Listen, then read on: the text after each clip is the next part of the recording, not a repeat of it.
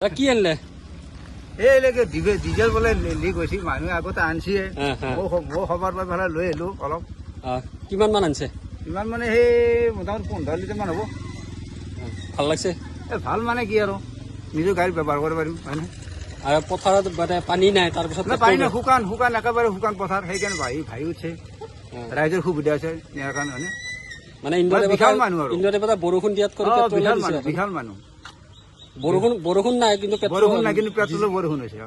ভালে আছে। পেট্ৰল নে ডিজেল? ডিজেল ডিজেল আনছে।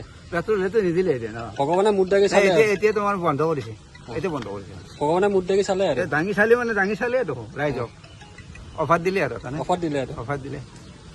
ঠিক আছে। আজি ৰাতিপুৱা এই গৰু দৰৱ দিব অহা ল'ৰাবিলাকে গৈ মোৰ ঘৰত ক'লে যে এনে কথা পাইপ ফুটি তেল ওলাই আছে। মই তেতিয়া হঠাৎ শুনি ক'লোঁ যে গৰুবিলাক তাৰ পৰাই লৈ আহ আৰু কোনো তাত নাযাবি, মই ফোন কৰোঁ।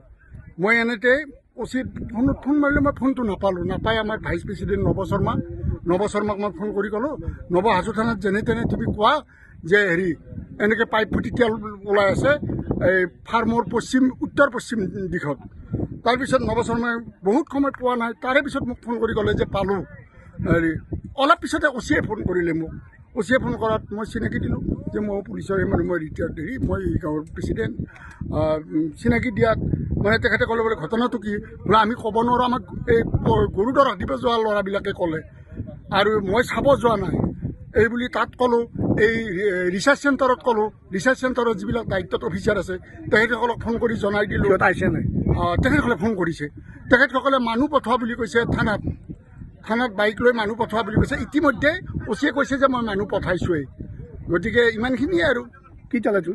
কি কয় এইটো? কি তেল? এইটো ডিজেল, এইটো ৰিফাইন ডিজেল তেল। কিন্তু পথাৰত পানী নাই, তেলেদি ভৰ্তি হৈছে পথাৰত। একদম পথাৰত তেলেদি ভৰ্তি, চাৰিওফালে কেৱল তেল আৰু তেল।